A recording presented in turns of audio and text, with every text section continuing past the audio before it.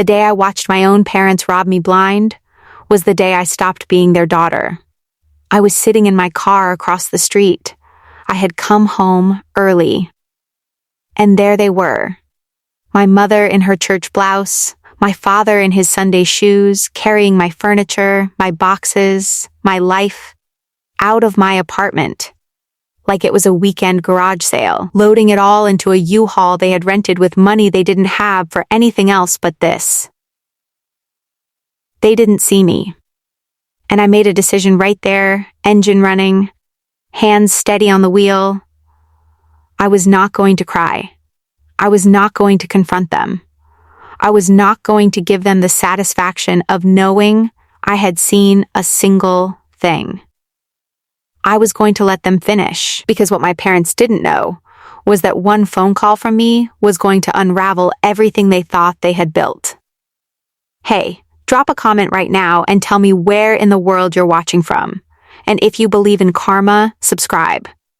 Because this is karma in its purest, coldest, most beautiful form. Let's go. My name is Daniela. I'm 26 years old, and for most of my life, I believed that family was supposed to be the one thing in this world that didn't need a contract. I was wrong. Let me take you back 18 months before that U-Haul showed up on my street. I had just landed a job as a junior financial analyst at a mid-sized firm downtown. It wasn't glamorous, but it was mine. 3 rounds of interviews, a skills assessment, a background check.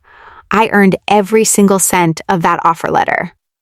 I signed the lease on a 1-bedroom apartment 3 weeks later. Modest place. 2nd floor. Big window in the living room that I loved. I painted the walls myself on a Saturday with a playlist and 2 cans of sage green. My parents came to see it once. My mother walked through every room with her lips pressed thin, the way she does when she's deciding whether something is worth acknowledging. My father stood by the door the whole time, hands in his pockets, nodding slowly at nothing. On the way out, my mother said, "It's small." My father said nothing. And that was the housewarming. Here's what you need to understand about my family dynamic before we go any further, because this story doesn't make sense without it. I have a younger brother, Marcus, 23. Never held a job longer than 11 weeks. My parents think he is the most brilliant, misunderstood, unfairly treated human being on the planet Earth. Every failure Marcus has ever had, every fired job, every dropped class, every blown opportunity has been someone else's fault. The professors were biased. The managers were jealous. The world simply wasn't ready for him. And I, the one with the degree, the job, the apartment, the savings account, I was the lucky one. The one who didn't need help. The one who had it easy. That word. Easy. My mother used it like a verdict every time I accomplished something. Oh, it must be nice. Things always come easy for you. Like my 3.8 GPA had come out of a cereal box. Like my internships had just fallen from the sky. What this meant in practice was that every family resource flowed in one direction. Marcus needed rent money, they gave it. Marcus needed a car, they co-signed. Marcus needed grocery money, they sent it. And me? I was expected not just to support myself, but to quietly subsidize the myth that Marcus was fine, that our family was fine, that everything was fine. 6 months after I moved into my apartment, my mother called me with that particular softness in her voice she only uses when she's about to ask for something large. "Daniela, baby, we need a favor." Marcus had gotten evicted. Again. And they needed somewhere to store his things. Just temporarily. Just a few boxes. Just until they figured something out. I said yes, because I still believed in the word family. That was my first mistake. The boxes arrived on a Thursday. It wasn't a few. It was a moving truck. His bedroom furniture, his gaming setup, his clothes, his sports equipment, all of it, stacked in my living room until I could barely walk through it. My sage green walls disappeared behind towers of Marcus's life. My space, my peace, my apartment, gone. Temporarily turned into 3 months, with no plan, no timeline, and no thank you. The morning I came home early from work, I wasn't supposed to be there. My afternoon meeting had been canceled, a client rescheduled last minute, and I decided to work the rest of the day from home. Normal Tuesday. Nothing special. I pulled onto my street at 1:47 p.m., and that's when I saw it. The U-Haul. Backed up against the curb directly in front of my building, ramp down. Doors open, and my mother and father moving with a kind of focused, efficient energy I had never once seen them apply to anything in my actual life. My father was carrying my bookshelf, the white one I had bought from a secondhand store and sanded down myself. My mother was coming out of the building entrance pushing my kitchen cart, the one with the butcher block top I'd saved 3 paychecks for. There were boxes. My boxes. The ones I recognized because I had labeled them myself in black marker. I pulled into a spot half a block down, and I just sat there. My hands were on the wheel. My car was still running. And something happened inside me in that moment that I don't have a perfect word for. It wasn't rage. Rage is hot. This was cold. This was the feeling of every single excuse I had ever made for them evaporating at once, all at the same time, like frost burning off a window. Everything I had told myself. They mean well. They're just stressed. Marcus needs more help.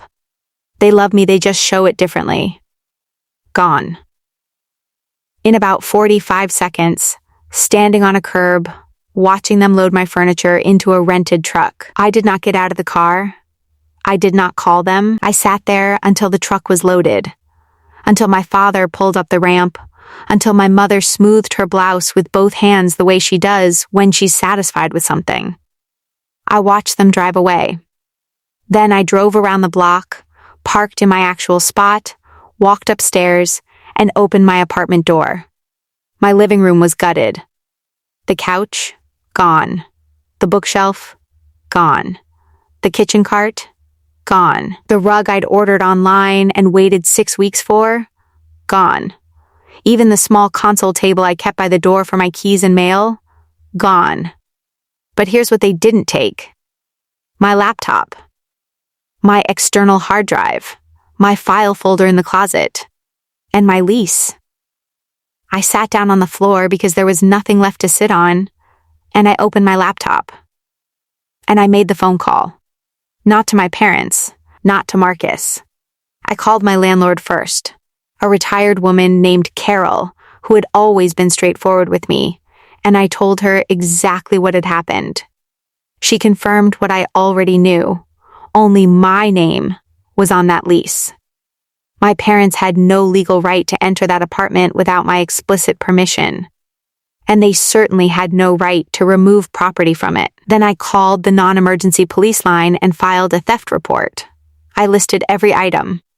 I had receipts for most of them saved in a folder in my email because I am my father's daughter in exactly one way. I keep records. Then I called a civil attorney I had found 3 weeks earlier. Because here is the part I haven't told you yet. 3 weeks before that Tuesday, I had discovered something. I had been going through the boxes Marcus left in my apartment, looking for a phone charger I thought had gotten mixed in, and I found documents. A stack of papers tucked inside a textbook. Legal documents. Specifically, a property transfer agreement. My maternal grandmother had passed away 14 months prior. She had left behind a small house. Nothing extravagant. A 3-bedroom in a quiet neighborhood about 40 minutes outside the city. She had told me clearly, more than once, that house was meant for me. She had said it at holidays. She had said it privately. She had said it the last Christmas I saw her. The documents in Marcus's box told a different story. My parents had facilitated a quiet transfer of that property to Marcus's name 7 months after she died.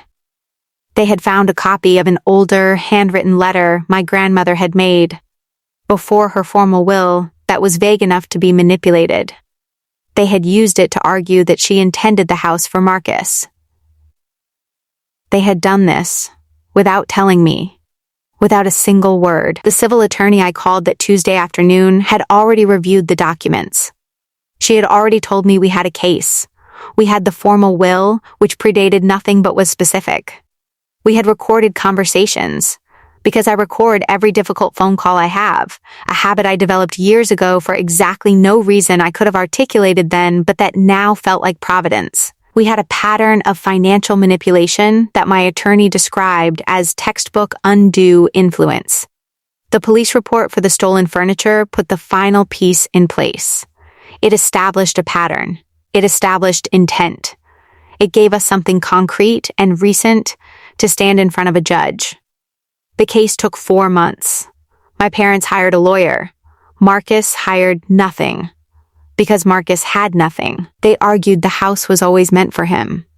They argued the furniture situation was a misunderstanding. They used the word family 14 times in the initial filing, which I know because my attorney highlighted each one and said, "They're going to keep saying that word. Let them. It doesn't hold up in property law." The judge ruled in my favor on the house. Full transfer. Back to my name. The furniture restitution was settled in small claims. My parents paid back every item at current replacement value, not the discounted price they probably thought they'd get away with. I did not speak to my parents on the day of the ruling. I did not look at Marcus in the hallway outside the courtroom. I walked out with my attorney, got in my car, drove to the house my grandmother always meant for me to have, and sat in the driveway for a long time. The keys were cold in my hand. The neighborhood was quiet.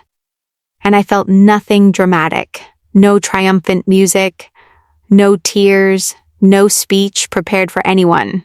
Just the particular, permanent stillness of a person who finally stopped waiting for her family to choose her, and chose herself instead.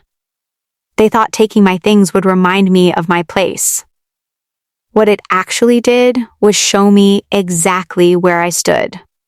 And from there, I knew precisely where to go.